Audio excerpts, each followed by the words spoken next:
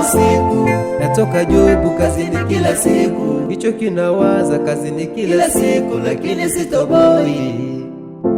Usogea mbele nikapande daladala ya kutokea Mala kuelekea Masanga, kucheki pembeni ya barabara nikamwona binti nzuri amelala, analia huku anafuta machozi, analia yuko peke yake.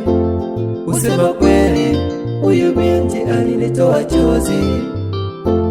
Nilipomwona analia nikasogea kwenda kumwangalia, nilipomuuliza wai unalia, akanambia amefukuzwa kazini. Huko kazini kwa bosi wake ndo yalikuwa makazi yake. Sasa anawaza vipi apate kazi huku mjini, yeye sio mwenyeji. Roho ya huruma ikaningia, nikamvuta binti na kumwambia, mimi kwangu naishi peke yangu, kama utajali ukaishi kwangu. Akakubali akaishi kwangu, ningepita ningejua tangu.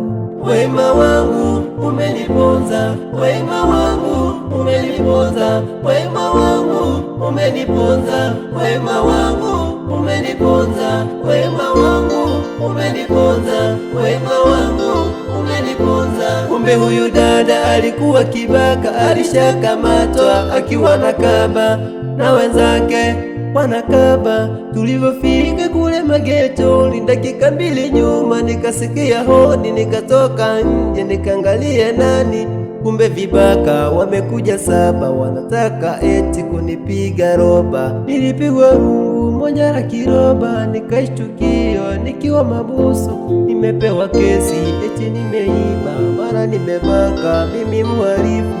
Wema wangu umeniponza dada, wema wangu umeniponza dada, nimepewa madakesi dada, eti msaada wangu umekuwa kesi. Sasa hivi ndani ninanyea debe, eti kesi imekuwa ngumu, siwezi toka, nimewalifu.